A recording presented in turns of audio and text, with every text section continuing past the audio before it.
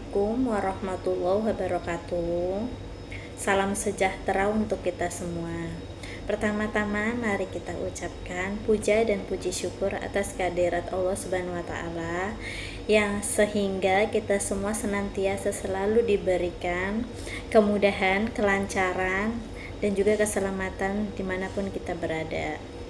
Tak lupa sholawat serta salam selalu tercurahkan untuk junjungan Nabi besar kita Nabi Muhammad SAW dan juga para sahabatnya. Perkenalkan, nama saya Ayu Ade Lestari. Saya mahasiswa dari Universitas Siber Muhammadiyah dari Prodi Hukum. Saya ingin mengucapkan terima kasih kepada kesempatan ini, tentunya kepada dosen filsafat hukum yaitu Bapak Muhammad Rizal, SH, MH, CSA, CVLS. Pada kesempatan ini, saya ingin berbagi tentang pemikiran, tentang topik yang saya yakini menurut saya sangat relevan untuk didiskusikan di era sekarang, dengan harapan dapat memberikan wawasan yang baru dan manfaat bagi kita semua. Tidak lama-lama, mari kita mulai perjalanan inspirasi ini bersama-sama. Hari ini saya akan mempresentasikan sebuah topik yang sangat menyentuh jantung dari perjalanan hukum modern kita, yaitu filsafat hukum di persimpangan, tantangan etika, regulasi, dan keadilan dalam era kecerdasan buatan. Saya ingin memulai dengan pertanyaan yang sangat sederhana, namun yang sangat mendalam. Ketika algoritma menyentuh nasib seseorang, siapa yang akan bertanggung jawab? Ketika AI membuat keputusan hukum, apakah keadilan masih tersedia untuk kita semua? Pertanyaan penting dalam era kecerdasan buatan. Pertanyaan kritis selalu muncul ketika algoritma menentukan nasib seseorang, siapa yang harus bertanggung jawab? Apakah kita masih dapat menjaga keadilan ketika keputusan diambil oleh sebuah mesin? Kita hidup di era yang sangat luar biasa. Teknologi kecerdasan telah menembus hampir setiap aspek kehidupan kita. Dari diagnosa medis, keputusan, pembiayaan, hingga proses peradilan. AI kini hadir di mana-mana, namun ada yang mengganggu. Sementara teknologi berkembang dalam hitungan minggu, regulasi hukum memakan waktu berbulan-bulan, bahkan bertahun-tahun. Indonesia, sebuah negara dengan penduduk 277 juta jiwa, masih belum memiliki undang-undang khusus yang mengatur tentang penggunaan AI secara komprehensif. Kita hanya mengandalkan undang-undang ITE yang sudah sangat ketinggalan zaman untuk mengatur sebuah teknologi yang belum terbayangkan sebelumnya. Melalui presentasi ini, saya ingin mencapai 3 tujuan presentasi yang sangat penting menurut saya, yaitu tujuan yang utama, yaitu membantu dan memahami tantangan fundamental yang dihadapi filsafat hukum ketika berinteraksi dengan teknologi AI. Kedua,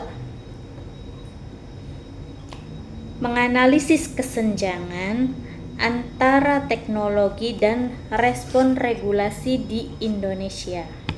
Ketiga,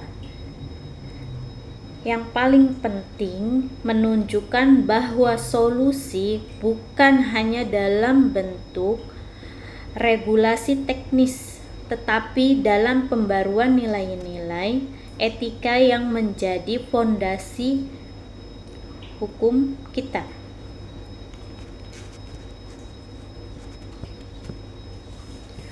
Relevansi topik. Integrasi AI dalam konteks hukum sangat mempengaruhi pengambilan keputusan di dunia nyata, memastikan keadilan dan hak asasi manusia sekaligus selaras dengan nilai-nilai konstitusional yang berakar pada Pancasila dan Undang-Undang Keadilan 1945. Mengapa topik ini sangat penting untuk dibahas untuk saat ini? Pertama, relevansi praktis. Setiap hari, AI membuat sebuah keputusan yang sangat mempengaruhi kehidupan nyata ratusan ribu orang Indonesia, dari sistem rekomendasi, kredit, hingga sistem analisis resiko kriminal. Tanpa pemahaman filosofis yang sangat kuat, kita beresiko mencapai sistem yang efisien, tidak adil. Kedua, relevansi konstitusional. Dalam Pancasila dan Undang-Undang 1945 menjamin keadilan bersama hak, persamaan hak, dan perlindungan hak asasi manusia. Teknologi tidak boleh menjadi alat yang mengandalkan nilai-nilai fundamental, yang menggadaikan nilai-nilai fundamental ini. Ketiga, relevansi akademis. Sebagai sarjana hukum, tanggung jawab kami adalah mengintegrasi pemikiran filosofis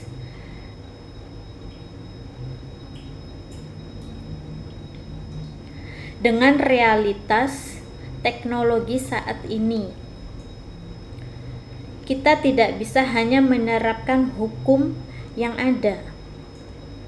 Kita harus membentuk hukum untuk masa depan.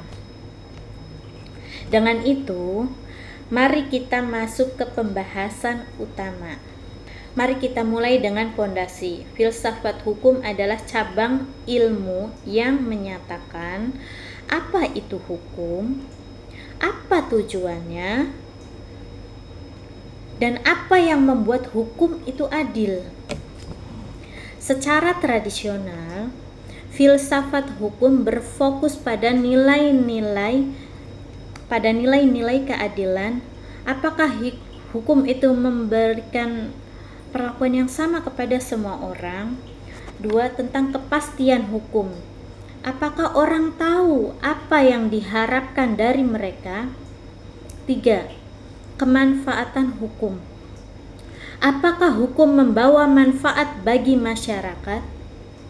Namun, dalam era digital AI ini, paradigma ini sedang mengalami transformasi. Mengapa?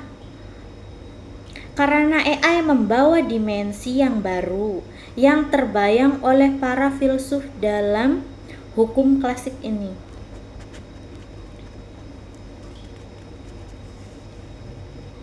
1.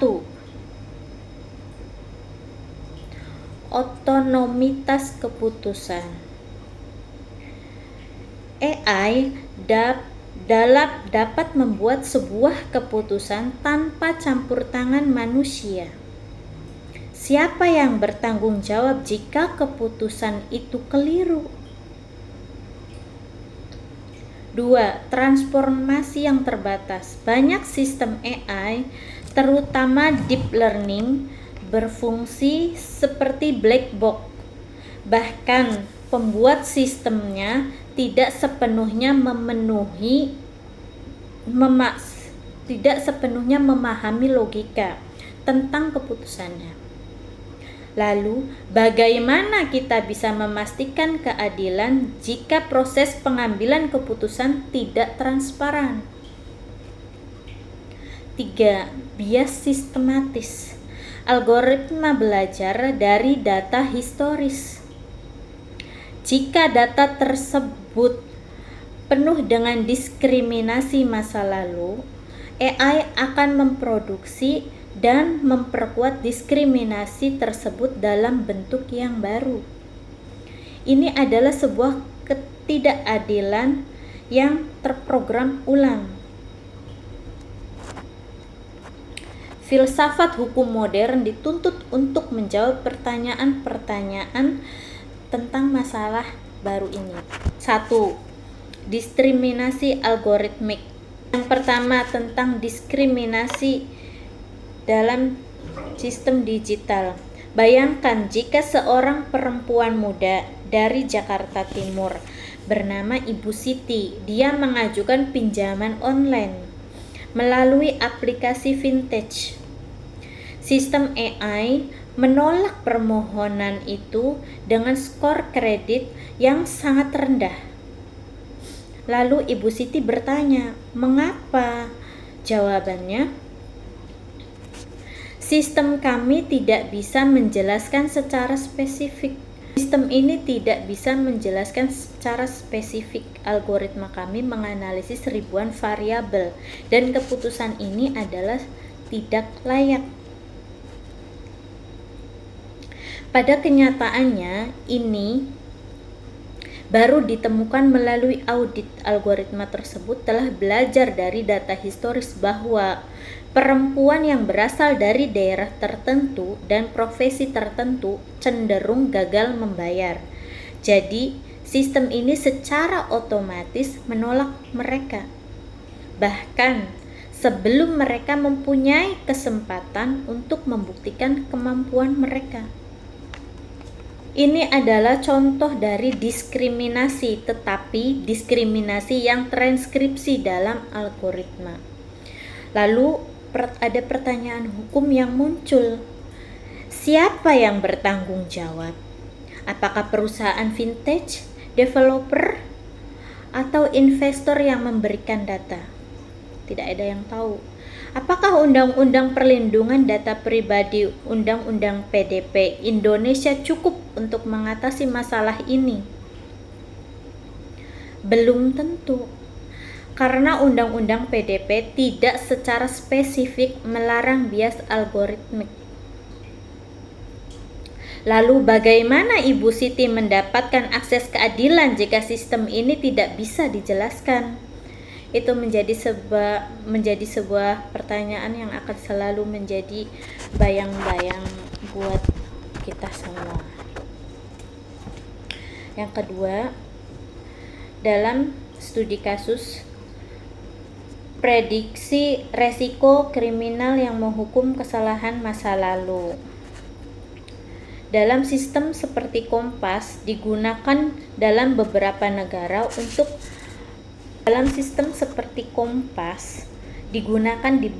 negara untuk memprediksi kemungkinan seseorang mengulangi suatu kejahatan yang sama. Sistem ini menganalisis data demografis, riwayat keluarga, dan juga faktor sosial ekonomi. Riset telah menunjukkan bahwa sistem ini secara sistematis overprediksi.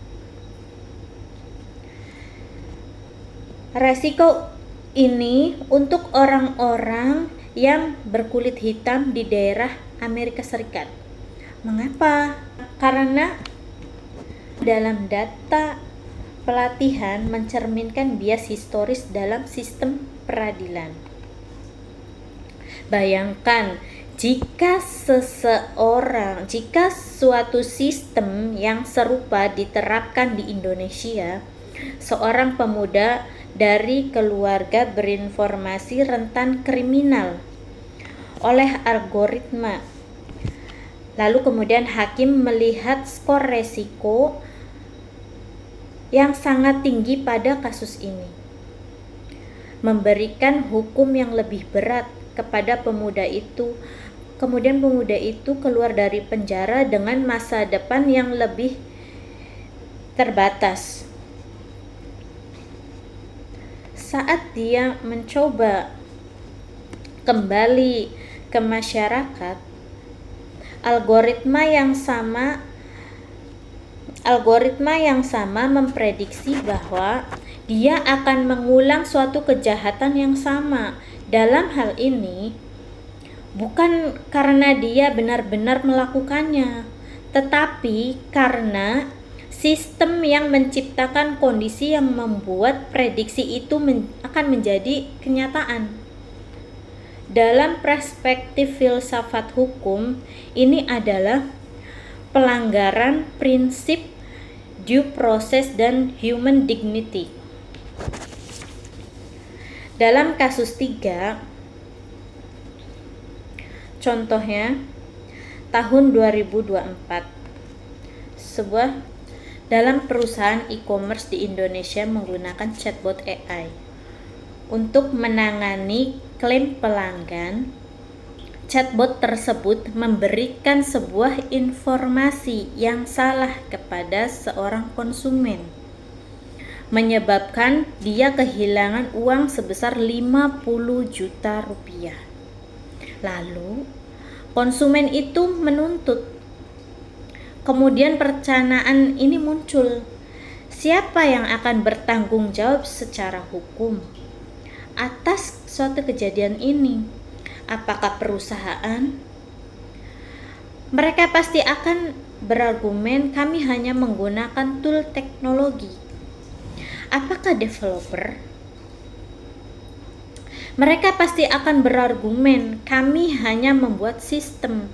Implementasi adalah tanggung jawab dari pengguna. Lalu, apakah investor data? Pasti mereka akan berargumen, kami hanya menyediakan data. Hasilnya, tanggung jawab terpecah-pecah dan konsumen tidak dapat kompensasi yang jelas. Mengapa? Karena Undang-Undang ITE belum dirancang dengan skenario di mana tanggung jawab melibatkan rantai pemangku kepentingan yang kompleks.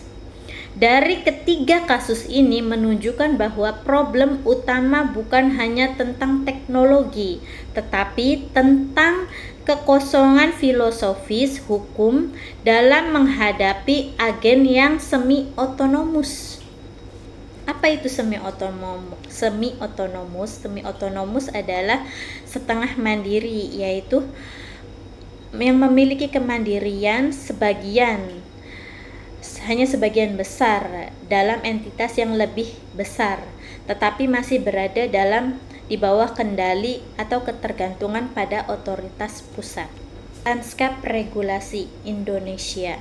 Kerangka hukum Indonesia saat ini mencakup Undang-Undang ITE dan Undang-Undang PDP, namun terdapat kesenjangan signifikan terdapat dalam kasus AI yang menciptakan keterlambatan regulasi yang gagal dalam menanggapi kemajuan teknologi. Sekarang, mari kita lihat secara spesifik situasi Indonesia pada saat ini. Apa yang sudah ada? Indonesia memiliki beberapa instrumen hukum yang bisa digunakan. Yang pertama, Undang-Undang Nomor 8 Tahun 1997 tentang dokumen perusahaan yang mengatur tentang keamanan informasi. 2. Undang-Undang Nomor 11 Tahun 2008 tentang ITE dan perubahan Undang-Undang Nomor 19 Tahun 2016 mengatur tentang transaksi elektronik. 3. Undang-Undang Nomor 27 Tahun 2002 tentang perlindungan data pribadi. Undang-Undang PDP mengatur privasi dan pengelolaan data. Lalu apa yang kurang?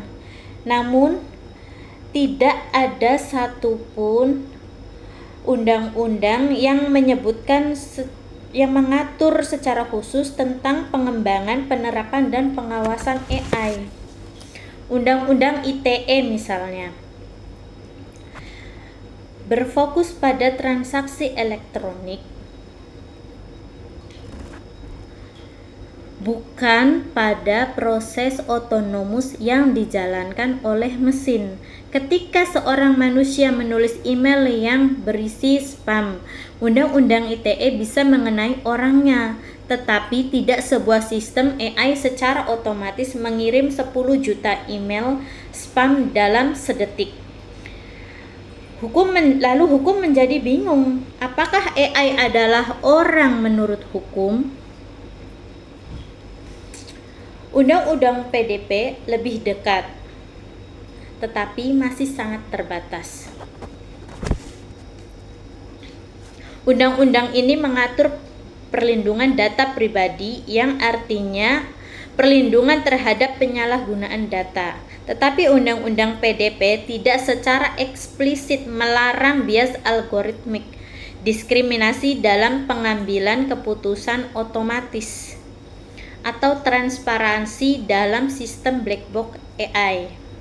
Hasilnya, gap yang sangat besar antara kecanggihan teknologi dan kemampuan hukum untuk mengaturnya. Inilah yang disebut regulatory lag, yaitu ketertinggalan regulasi. Dalam konteks AI, ini sangat berbahaya karena teknologi berkembang sangat jauh lebih cepat daripada proses legislasi. Lanjut tentang pilar etika digital. Memahami prinsip-prinsip hukum digital yang etis, transparansi, dan penjelasan informasi harus jelas dan mudah diakses untuk kita semua. Dalam setiap sistem AI yang mempengaruhi kehidupan orang harus transparan dalam proses pengambilan keputusannya. Ini bukan hanya tentang privasi data, ini tentang hak fundamental. Untuk memahami mengapa Anda ditolak. Ketika seorang hakim membuat sebuah keputusan, dia harus menjelaskan reasoningnya. Begitu pula dengan AI.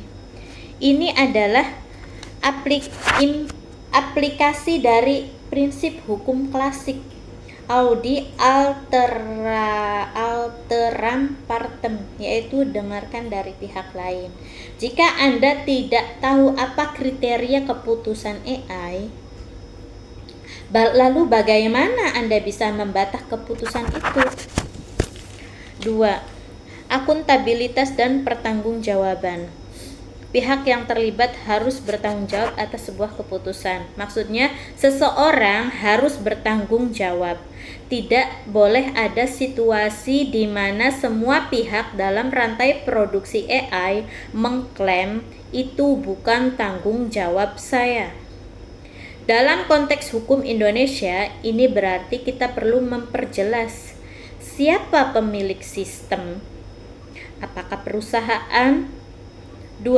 Siapa yang mengembangkan? Apakah dia developer? Ketiga, siapa yang memberikan data? Apakah dia data provider? Lalu, siapa yang mengimplementasikan? User organisasi? Lalu, siapa yang mengawasi? Apakah regulator? Setiap pihak harus memiliki tanggung jawab yang jelas. 3. Keadilan dan anti-diskriminasi. Perlakuan setara tanpa bias atau diskriminasi dalam teknologi.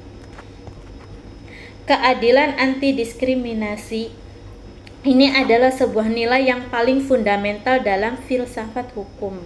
Ketika AI membuat sebuah keputusan yang berdampak pada hak-hak fundamental, ini seperti sebuah akses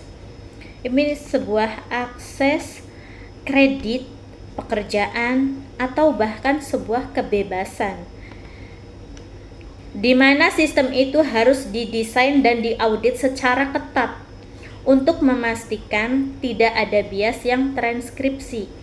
Ini bukan hanya tentang data fairness dalam statistik. Ini tentang human dignity. Setiap orang berhak diperlakukan sebagai individu yang unik, bukan sebagai data point dalam algoritma. 4. Privasi dan perlindungan data. Data pribadi harus dilindungi dari penyalahgunaan dan kebocoran. Maksudnya, fondasi etika keempat adalah privacy sebagai hak fundamental. Teknologi AI memproses data dalam jumlah yang masif. Data itu bisa berupa informasi DNA, riwayat medis, preferensi seksual, atau pandangan politik. Jika data ini jatuh ke tangan yang salah atau diproses tanpa konsen, ini adalah sebuah pelanggaran privasi yang sangat fatal. Undang-Undang Perlindungan Data Pribadi, kita sudah mengatur ini dalam beberapa aspek, tetapi implementasinya masih sangat lemah. Kita perlu penguatan, khususnya dalam konteks AI yang memproses data dalam skala besar. Pelajaran regulasi global. Bagian ini mengeksplorasi beragam pendekatan regulasi internasional terhadap AI, menyoroti pelajaran dari Uni Eropa, Amerika Serikat, Tiongkok, dan ASEAN, serta menekankan perlunya standar etika yang harmonis. Sebagai catatan, Indonesia bukan satu-satunya negara yang menghadapi tantangan ini. Mari kita lihat bagaimana negara-negara lain memproses atau merespon masalah ini, keadaan ini. Untuk Uni Eropa telah mengeluarkan AI Act yang termasuk paling ketat di dunia. Regulasi ini mengkategorikan AI berdasarkan resiko, high risk versi low risk. 2. Memerlukan impact assessment untuk sistem high risk. 3. Menuntut transparansi dan explainability.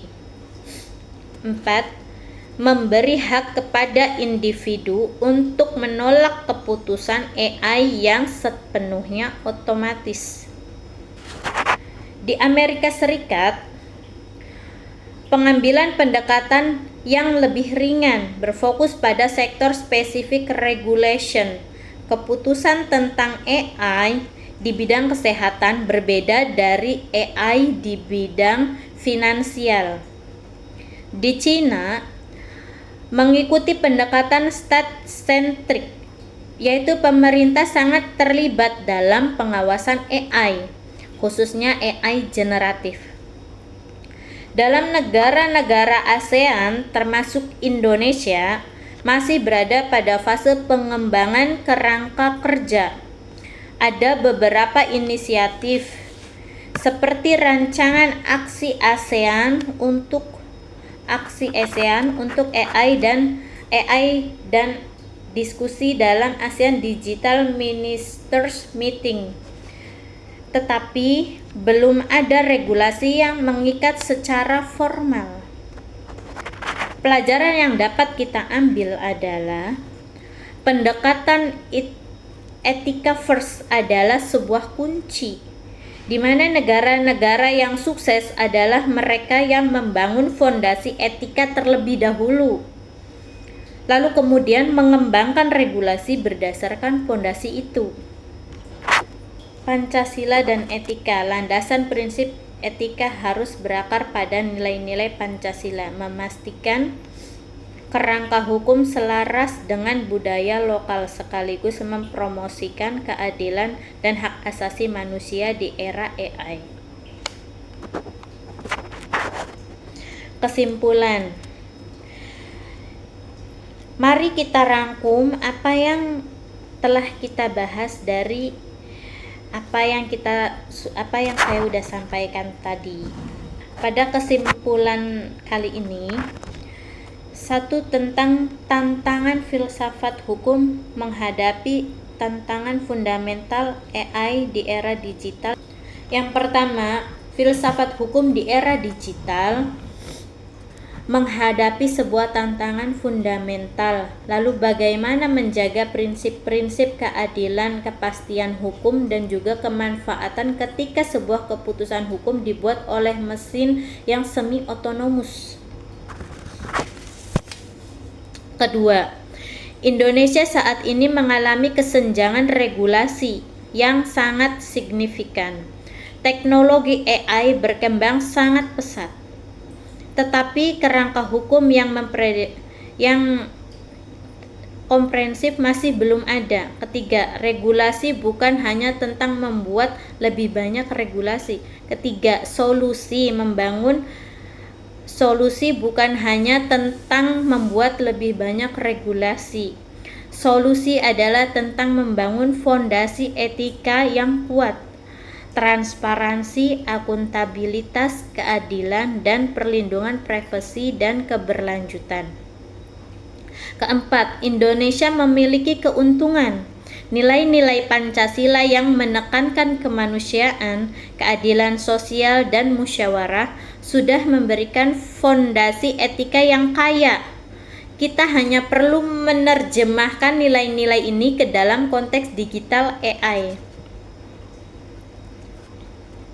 Dengan kata lain, hukum dan teknologi tidak harus bertentangan. Keduanya bisa bersimbiosis jika kita memulai dari etika, bukan dari teknologi. Rekomendasi tindakan utama dari para pemangku kepentingan dalam AI. Rekomendasi dari pemerintah: berlakukan undang-undang AI berbasis risiko berbasis Pancasila. Berdasarkan analisis ini, saya ingin mengajukan beberapa rekomendasi untuk pembuat kebijakan yang dilakukan oleh pemerintah dan DPR. 1. Segera membentuk task force untuk mengembangkan undang-undang khususnya tentang AI yang komprehensif.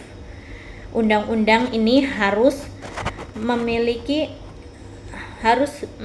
mengkategorikan AI berdasarkan resiko seperti AI Act. 2. Memerlukan audit dan impact assessment untuk sistem high risk. 3. Menetapkan standar transparansi dan explainability. 4. Menjelas tanggung jawab setiap pemangku kepentingan. 2. Memperkuat implementasi Undang-Undang PDP dengan pedoman khusus tentang bias algoritmik dan discrimination prevention. 3. Mengintegrasikan nilai-nilai Pancasila sebagai pondasi etika dalam setiap regulasi teknologi. 2. Untuk praktisi hukum, dengan cara yang bisa dilakukan yaitu dengan mulai belajar tentang teknologi AI. Hakim dan pengacara perlu memahami bagaimana AI bekerja agar bisa membuat sebuah keputusan yang adil dalam kasus-kasus yang melibatkan teknologi. 2. Memulai mengakui bahwa saya tidak paham teknologi bukan sebuah alasan yang valid. Ini adalah era di mana hukum dan teknologi tidak bisa dipisahkan.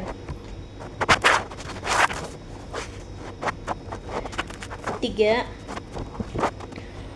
Untuk pengembangan dan perusahaan teknologi, adopsi prinsip ethics by design bukan hanya sebagai slogan marketing, tetapi sebagai praktik serius dalam pengembangan produk. Lakukan regular bias audit pada sistem AI Anda. Jangan tunggu sampai ada yang dirugikan. 3. Transparansi adalah investasi jangka panjang. Sistem yang Anda buat hari ini akan menjadi presiden hukum di masa yang akan datang. Keempat, untuk akademis, mendorong penelitian interdisipliner di bidang hukum, AI, dan etika. Untuk akademis dan peneliti,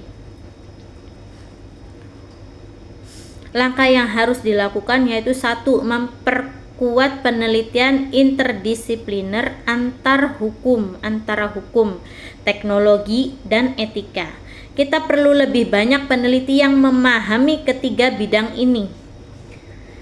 Membantu mengembangkan framework etika yang kontekstual dengan nilai-nilai Indonesia. Jangan hanya mengadopsi framework dari Barat. 3. Libatkan masyarakat lokal dalam penelitian, karena mereka adalah yang terdampak secara langsung. Dan teknologi bukan hak kuasa yang mutlak. Sebelum saya menutup, saya ingin berbagi pemikiran personal. Kita berada di momen kritis dalam sejarah hukum Indonesia. Keputusan yang kita buat hari ini tentang bagaimana kita mengatur AI, tentang nilai-nilai apa yang kita prioritaskan, akan membentuk kehidupan jutaan orang selama puluhan tahun ke depan. Saya percaya bahwa kehadiran teknologi adalah sebuah amanah, bukan kuasa mutlak. Jika kita memilih jalan pintas menggunakan AI tanpa pemikiran filosofis yang mendalam, tanpa pertimbangan etika, kita akan menciptakan sistem yang sangat efisien tetapi tidak adil. Sistem yang menguntungkan beberapa orang sambil merugikan yang lainnya. Tetapi jika kita memilih jalan yang lebih sulit, jalan yang memerlukan pemikiran yang mendalam tentang sebuah keadilan, nilai-nilai, dan kemanusiaan, kita bisa menciptakan teknologi yang benar-benar memberdayakan dan melayani kita semua.